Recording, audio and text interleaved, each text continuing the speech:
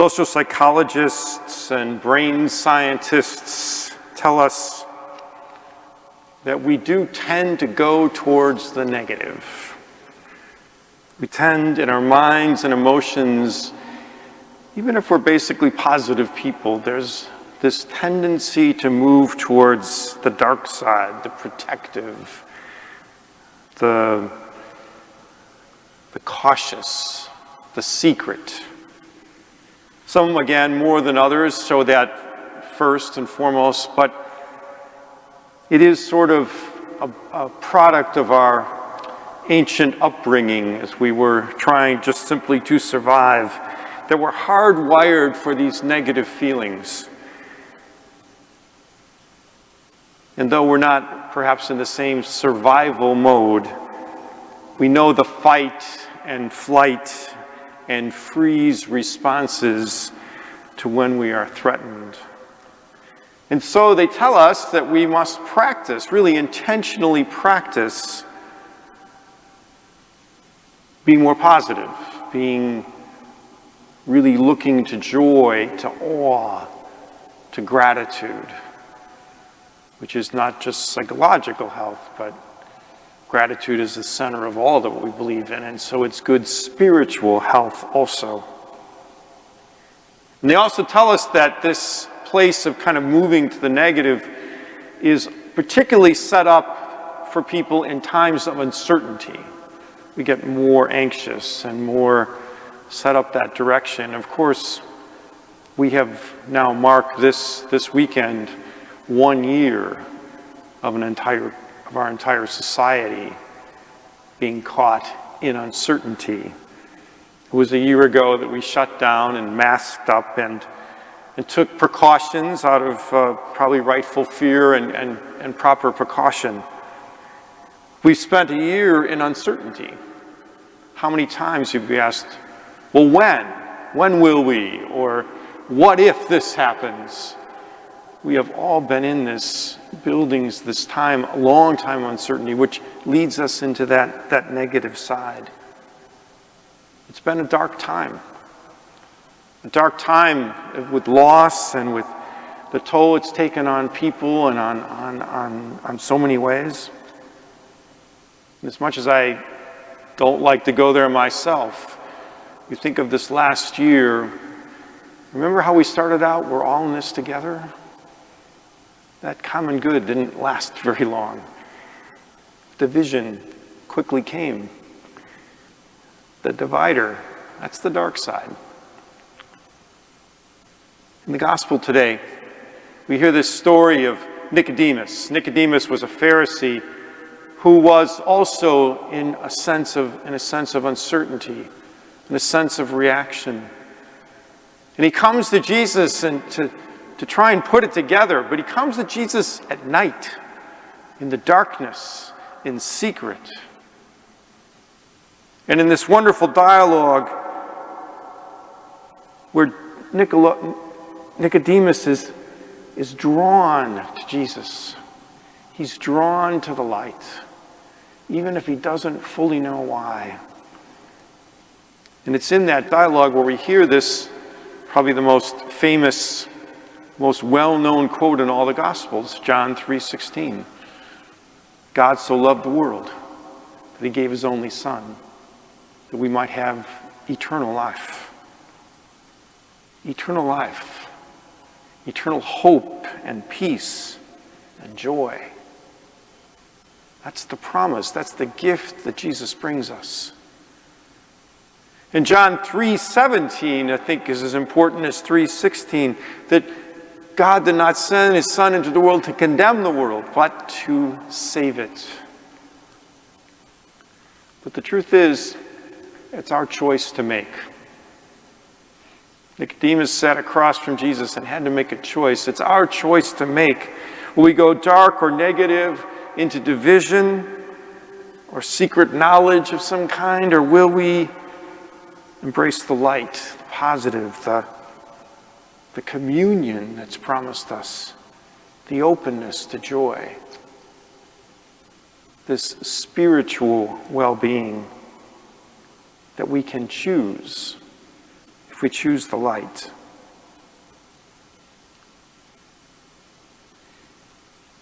The Jesuit priest, one of the most, Father Greg Boyle, is one of the most joyful people you'd ever encounter. Father Greg Boyle has worked for over 30 years now with gang members in Los Angeles. You might know him for Homeboy Industries, which he started to give those gang members a reason to help. And he talks about, through these many years of his ministry, the many things that he's learned. And one of the things he says is, I don't deal with gangs, I deal with gang members, with people.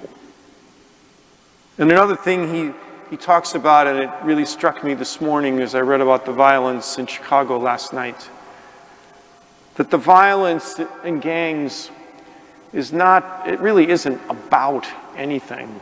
It's not Northern Ireland, it's not Beirut, it's not a movement. He says that is a language of despair, of the despondent, and the traumatized. And a third thing he talks about, he's written now 3 books, and he talks about one of the other things he learned, and it took him about 6 years of this work before he learned it,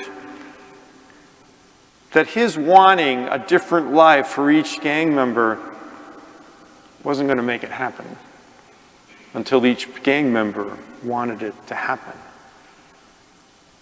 He's a wonderful way of expressing it. He says, rescue is for the Coast Guard. All I could bring is an offer of a different kind of life. And so he tells the story of Louis. Louis was a young gang member. He was doing real well as a drug salesman, and then he became a drug user.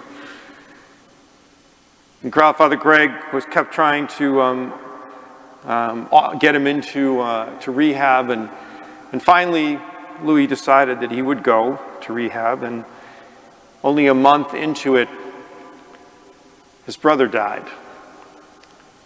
Louis was crestfallen. So Greg called him and said, well, I'm going to pick you up for the funeral, but I'm bringing you right back to rehab. And Louis said, no, I want to go back. I like how recovery feels. So Greg tells the story of, he picks him up, and once they get into the car, Louis says, I got a story to tell you. Louis says, I had a dream.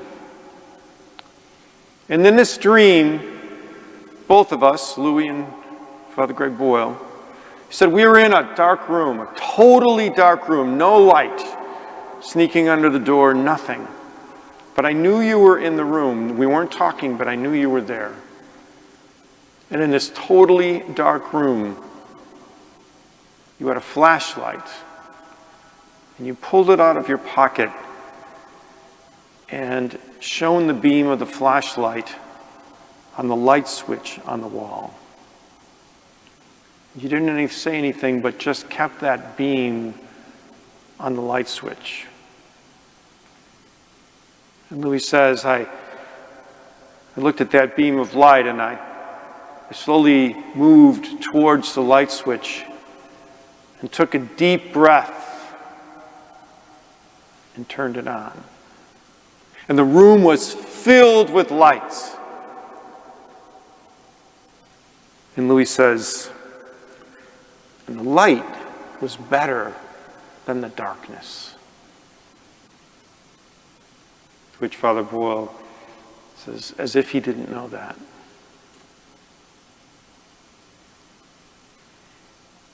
He goes on to reflect that you can't turn the light switch on for somebody else.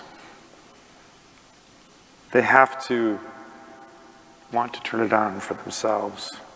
But that we all have flashlights. We all have a way of showing the light to each other. That we don't rescue anyone, but when we show the light to each other, in fact, we are all saved.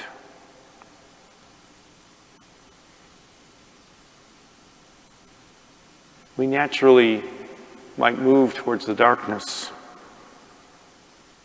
When we come to the light, we come and take the courage to switch on that light. We can see ourselves and others in new ways. We give that light to one another. We show that light to one another.